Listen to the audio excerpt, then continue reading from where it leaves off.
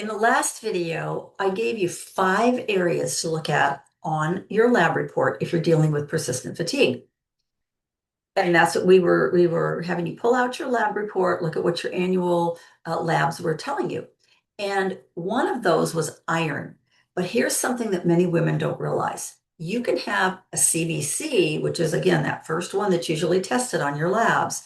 You can have a CBC that doesn't show anemia and still need more information before you can say that your iron status has been fully evaluated.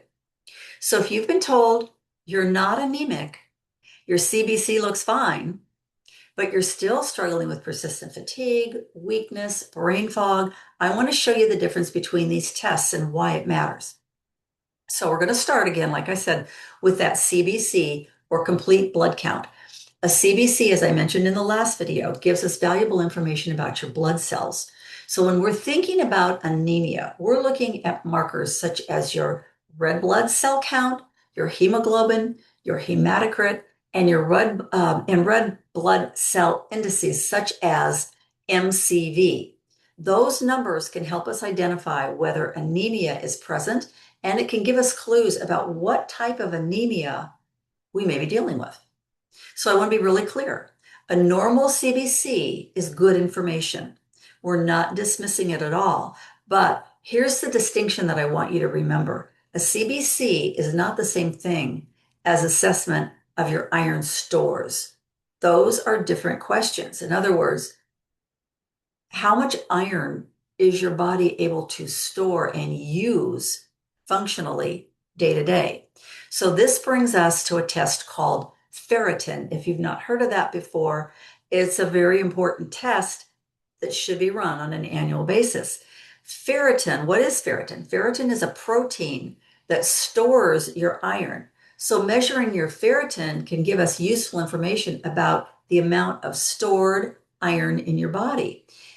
And this is one reason that I may want to know someone's ferritin level even when their CBC doesn't show anemia. But this is important. I don't look at ferritin in isolation either. So that's an important point to notice.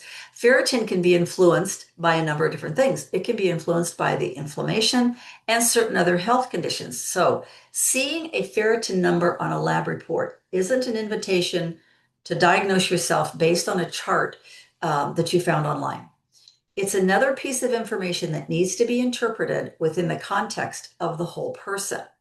So depending on the situation, depending on what the woman's story is, what her medical condition is, and all of those things, we might need to look at additional iron studies. So you may say things on your lab report such as serum iron, TIBC or total iron binding capacity, and transferrin saturation. Again, don't worry about all those clinical terms.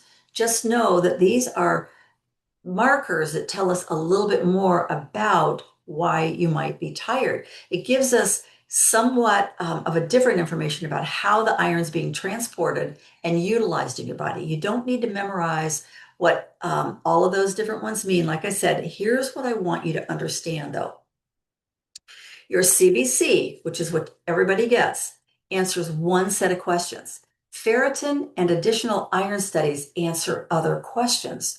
That's why simply hearing, oh, your CBC is normal doesn't necessarily tell you that every question about your iron status or your fatigue or your brain fog has been answered.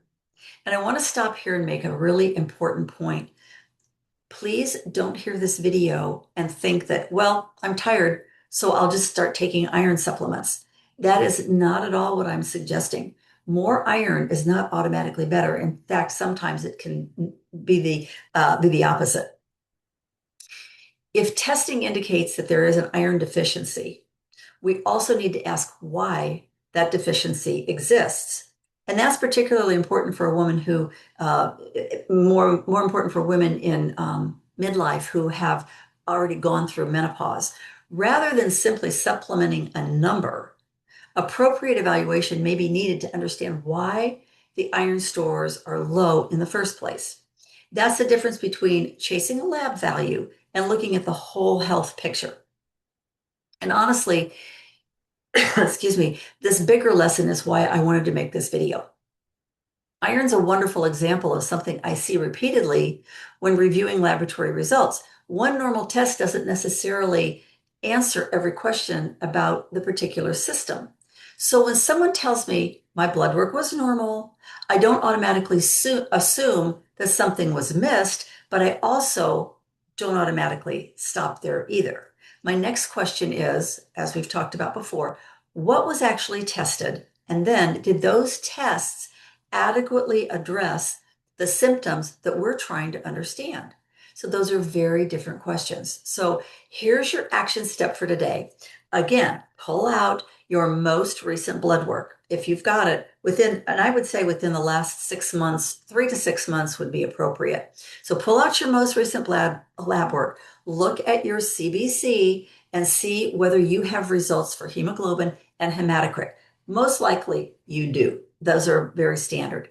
Then keep looking. I want you to look down and see, was ferritin tested? If you and then if check for that. Also check for serum iron, check for TIBC or transferrin saturation. For now, you don't need to interpret those numbers by yourself. I want you to simply ask, was my iron status actually evaluated beyond my CBC? And iron isn't the only place where this happens. One of my clients, and I'm going to call her Mary to protect her identity, she came to me struggling with significant afternoon fatigue and brain fog. She told me that her thyroid had already been checked and that everything was normal. But when I reviewed her previous lab work, I discovered that the thyroid marker that had been tested was simply the TSH. And that was the beginning of a much bigger story. So in the next video, I'm going to walk you through Mary's case, what we looked at, why her digestive health turned out to be one of the most important part of her bigger picture when it came to her thyroid, and what changed for her over the following 3 months once we started to get her on a program. So that video is called Her TSH Was Normal, but She Was Exhausted, and what changed in 3 months. And I'll see you there.